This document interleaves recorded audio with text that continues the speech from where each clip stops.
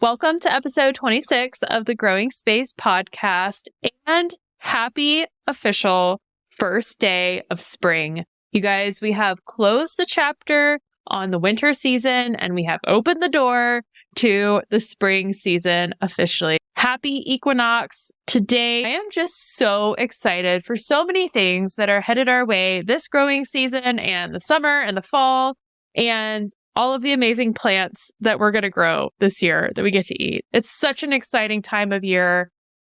And I am just so thankful to be welcoming this new season. As you may know, today is also a very exciting day because I am launching my brand new, very first Masterclass today. Oh my gosh, you guys, it feels so crazy. But I am just thrilled to be sharing this with the world. It is officially live and out there. Of course, all of the information for how you can get your hands on my masterclass and all of the materials is in my show notes for today's episode.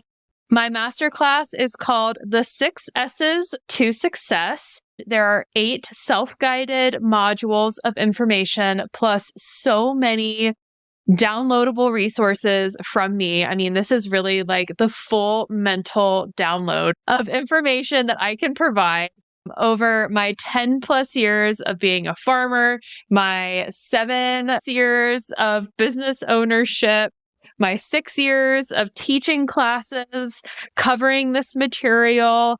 I am just so excited to have all of this in one place and available to you. If you're interested, I would just be so thrilled to have you take my masterclass. But because today is the launch day for my masterclass, I thought it was only appropriate that I give you just a little preview, a little smidgen of what's in store in the masterclass. And so I am sharing, as the title alludes, I am sharing the 6 S's to success. So those are sun, space, soil, season, seed, and supervision. In today's podcast episode, I am going to share with you 3 segments of the third S, soil. And this has been something that I have talked about in previous episodes as well, wanting to share with all of my podcast listeners more information about soil. In today's episode, you will be learning from my masterclass the importance of soil, information about soil composition, and you'll get my recommendations on how to shop for soil. So all of that is tucked in here, and I will go ahead and tell you that this is just under half of the information that I have tucked in to this module all about soil. So if you enjoy the content today, be sure to check out my masterclass because there's more on soil and all the other S's just for you in that masterclass. So thanks for being here, and let's go ahead and dig in on soil as we welcome in a brand new season. Spring is here, y'all. Welcome to the Growing Space podcast. I'm your host, Farmer Erin, owner of the Patio Farmer, and I believe that no matter what size space you have, you can grow food at home. Tune in every Tuesday as I share my best tips, tricks, and encouragement for tending to homegrown edible plants. I'm here to support your food growing journey.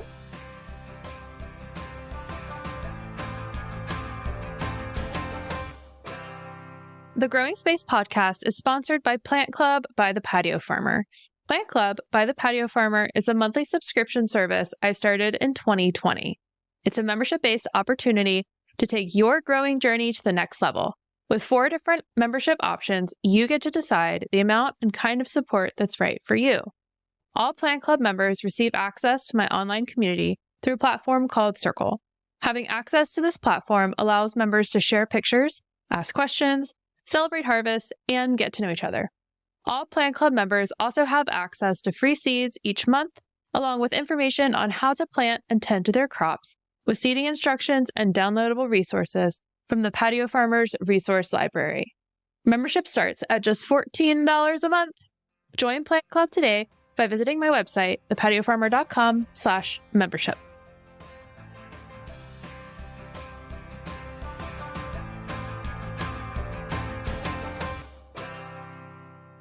I am so proud of you. You have made it to module 4 of the 6S's to Success, a masterclass for small space food growing by the Patio Farmer. We are here for the third S to Success, soil.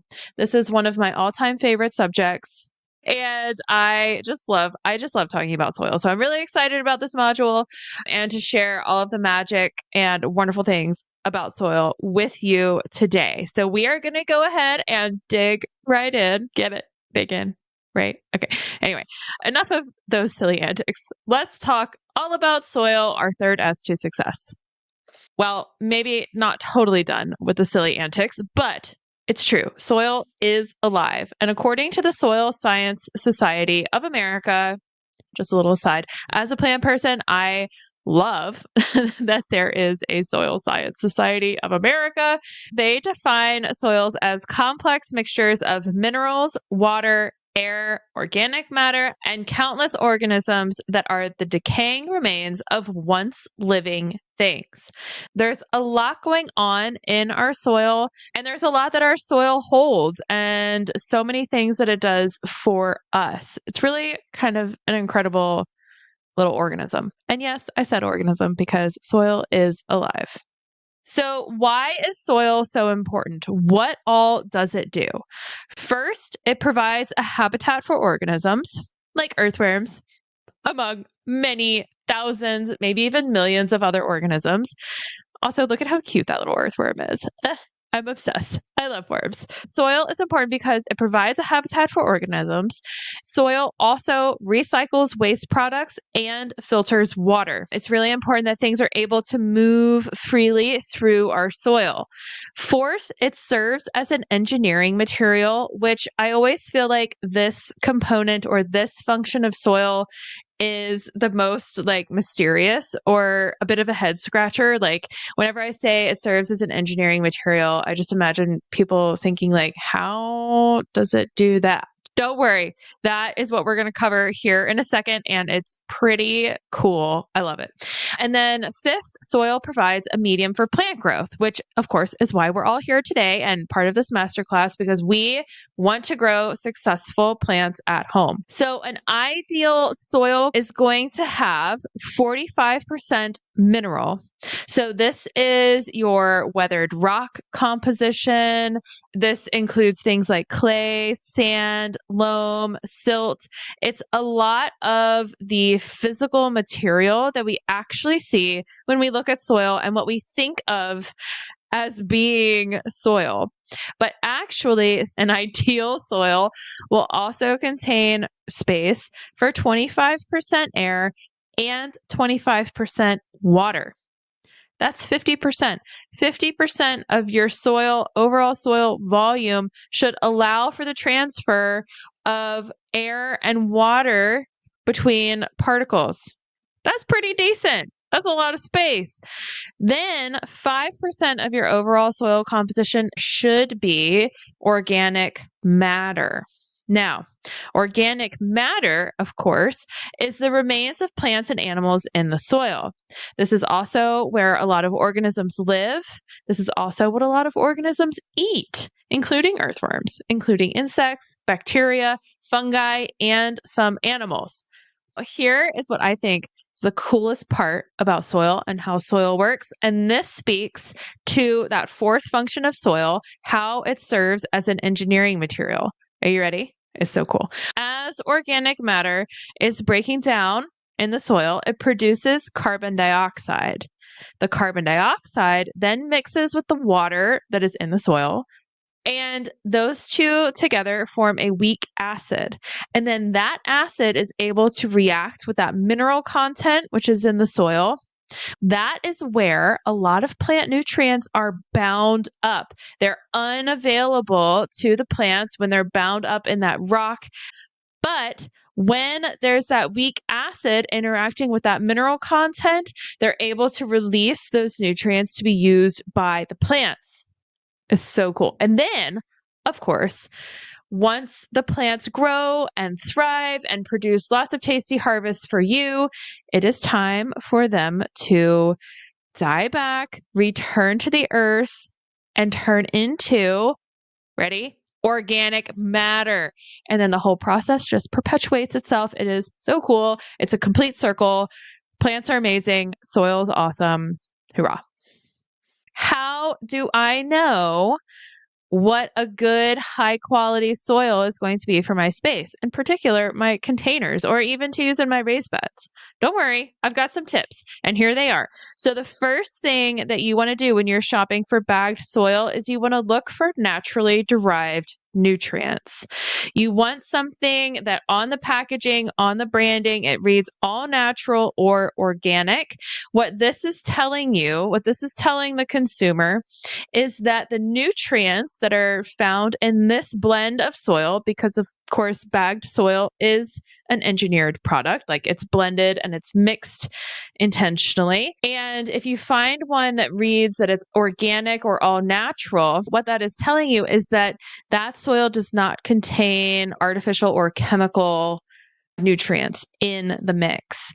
So all natural or organic soil, it's going to have organic matter as the main source of nutrients. If you're interested in growing all organically, you can look for a label. It's kind of like, the USDA certified organic label that we can find on produce and other food products as humans. For plants, you can look for a label that is the OMRI listed label. I put a little picture of it down there in the bottom corner of this slide, but OMRI is an acronym and it stands for the Organic Materials Review Institute. Some people call it OMRI, some people call it OMRI, some people will say the Organic Materials Review Institute. This is a list of all products that are safe for organic production. So organic farmers will reference this list pretty frequently as they're shopping for materials or they need supplies and they have to abide by organic certifications. And so you can do the same thing as you're shopping for products. If you want to know if something is safe for organic production, look for this label. And if you ever have a question about a product that you already have, maybe you can't find the label, you can use this website, just omri.org, to find the search and look up the product that you're wondering about. That's the first recommendation when you're shopping for bagged soil. You want to look for something that has naturally derived nutrients. On the bag, it should say all natural or organic. Next is you want to feel the bag. This sounds a little silly, but really what I'm trying to convey here is that you should be intentional about how the bag feels when you pick it up from the shelf or from the pallet, wherever you're getting your soil, and you put it in your cart or in your car. The bag of soil should be loose, maybe feel a little fluffy.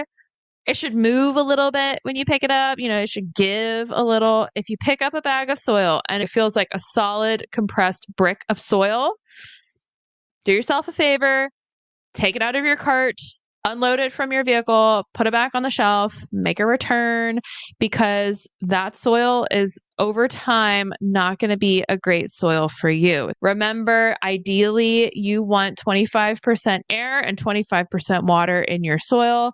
And if you pick up a bag of soil and it is just feels like a brick, then what that bag of soil is telling you is that not too far along in the future, that soil is going to compress and be compact and not provide that adequate airflow and water flow that you need to support healthy plants.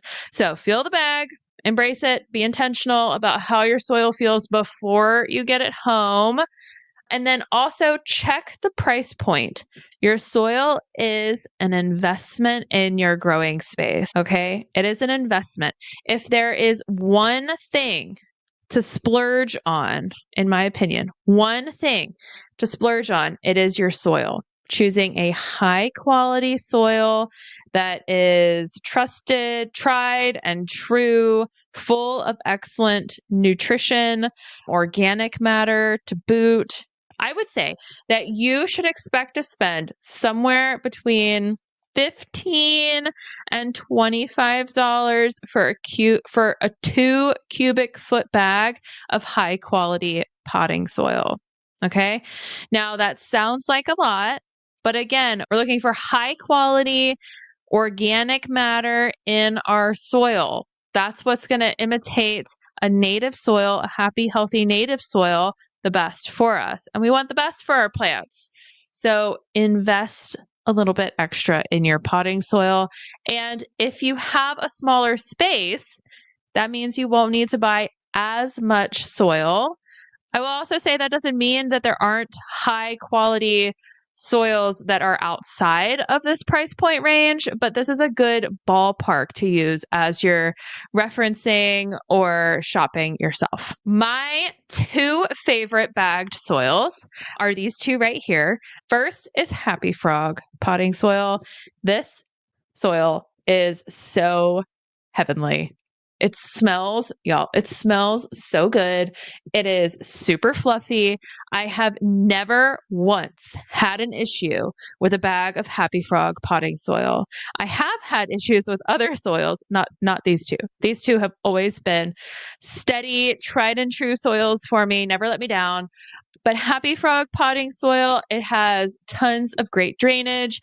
I have used this soil for years now, the same soil for years.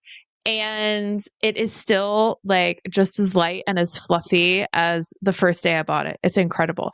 And this company is based out in Humboldt County. So they're out west. And they have just a delicious, super heady, super nutrient dense, tons of organic matter, but their nutrient blend is just so good. This is an excellent soil, in my opinion, the best soil on the market. The parent company is called Fox Farm. You can use the link to Fox Farm's website to find a dealer in your area for Happy Frog potting soil.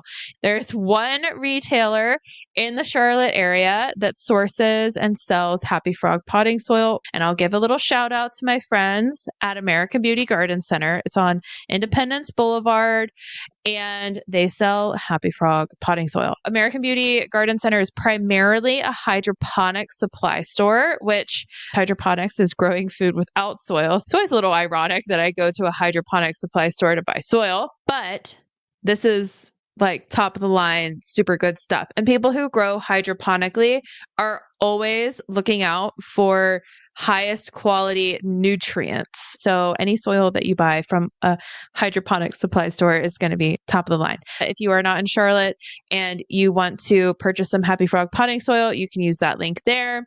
You can purchase Happy Frog potting soil on Amazon, but I will tell you that this bag for me at American Beauty Garden Center retails usually around $22 to $25 a bag. And on Amazon, it's like $35 a bag for me to get it shipped to my house because it's heavy.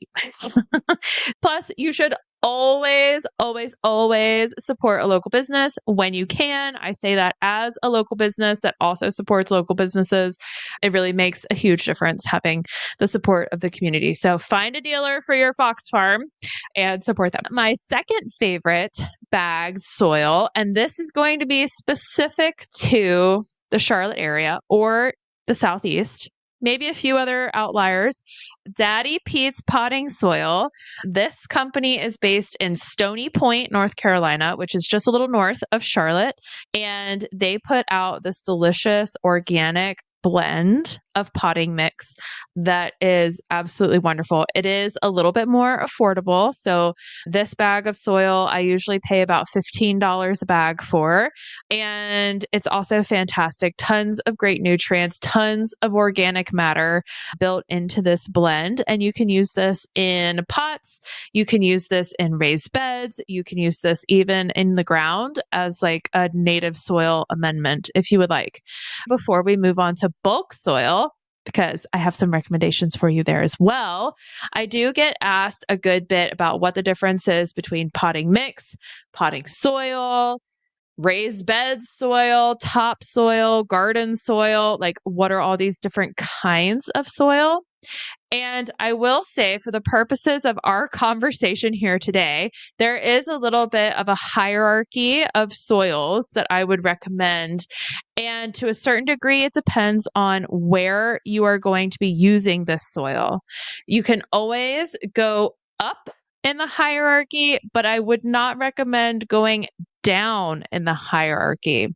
So just to give you an idea, topsoils and garden soils, or like a garden soil enhancer or a soil conditioner, for example, these kinds of soils are meant for in-ground spaces. They're meant to loosen and aerate and amend native soils.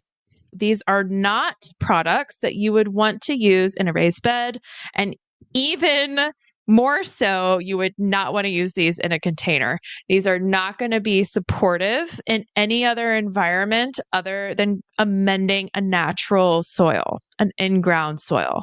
So again, those are things like garden soil, topsoil, soil conditioner, soil enhancer.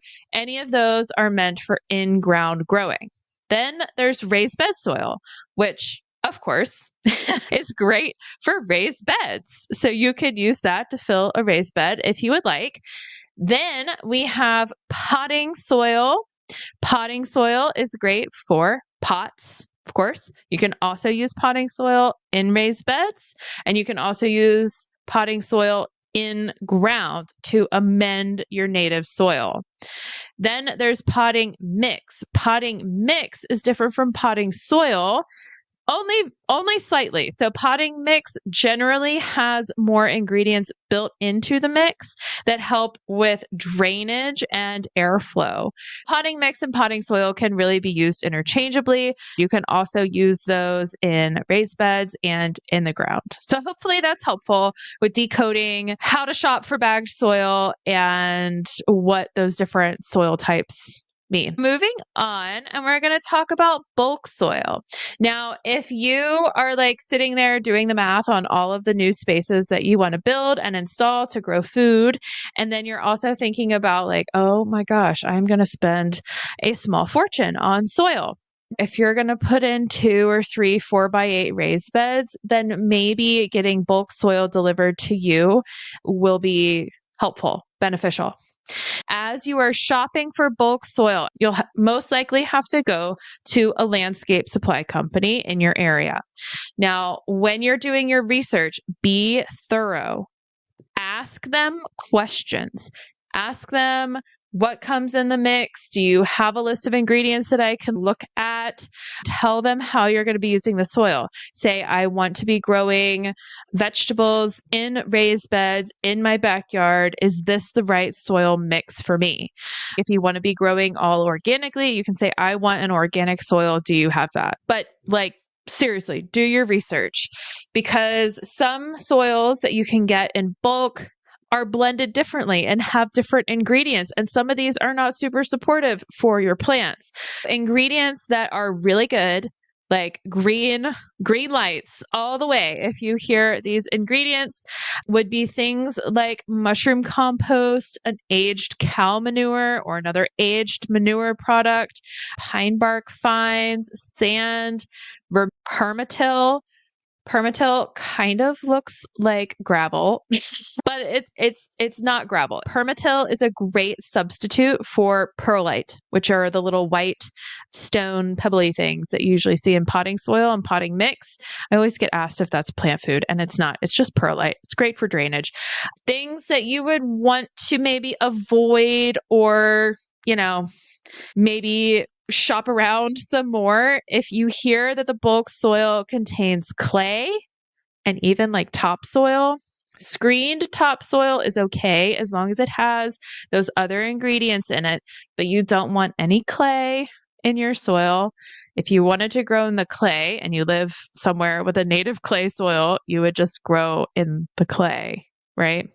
But you're not. You're building a raised bed and you want delicious soil to be growing in. Not that there's anything wrong with clay. Other things that could be in bulk soil that you may want to stay away from are gravel.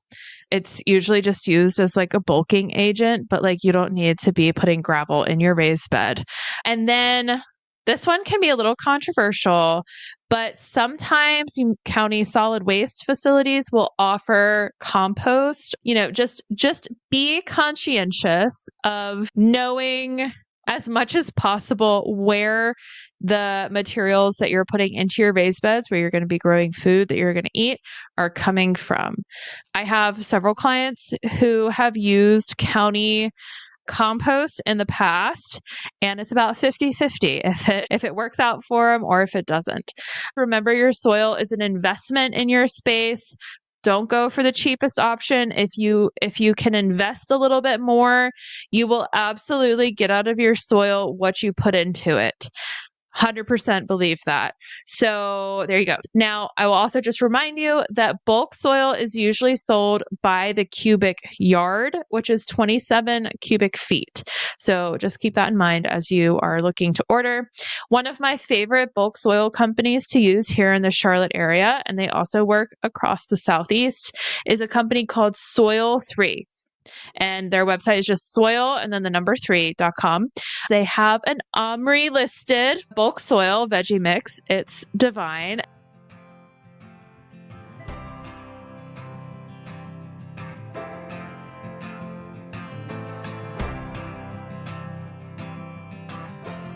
Okay, well, I hope you enjoyed that little preview into my brand new masterclass, The 6 S's to Success. And I hope that you will use the link in today's show notes to my website to learn more and sign up to take the full masterclass yourself.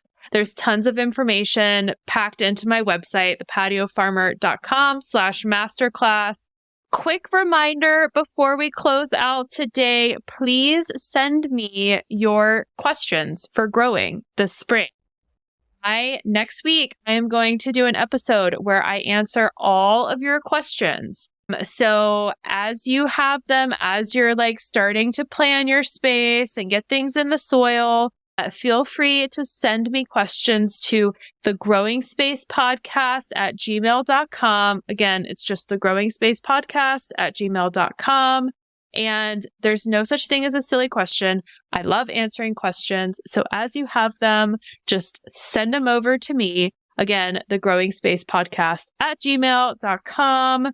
If you have listened to an episode of the Growing Space Podcast, then you will know that at the end of every episode, I like to share a fun fact or a tiny little tidbit for us to sign off on. And today, given that it's the first day of spring, I am just going to share a little snippet from Greek mythology, because why not? Zeus, of course, is the chief god. He's the creator god. And Demeter is the goddess of agriculture. And so Persephone, their daughter Persephone, is the goddess of spring. She's associated with growth and fertility and love. And she falls in love with Hades, who, of course, is the god of the underworld and death, right? The afterlife. Zeus and Demeter make an agreement with Hades for Persephone's happiness that she will spend half the year in the underworld with Hades, the man that she loves, and then the other half with her parents, Zeus and Demeter. So the return of Persephone from the underworld is the marking of the first day of spring. So today we can welcome Persephone back from the underworld. Life is again with us. We have growth and fertility again that has been born from a period of dormancy, a period of reset, right? During winter, we were able to reset and ground and rest. And now it's time to grow and be fertile. So let's do it, okay? And be sure to tune in to next week's episode as I answer all of your spring growing questions. Don't forget to send me your questions at thegrowingspacepodcast@gmail.com. I can't wait to read them and I can't wait to answer them next week. Okay, happy spring. Enjoy.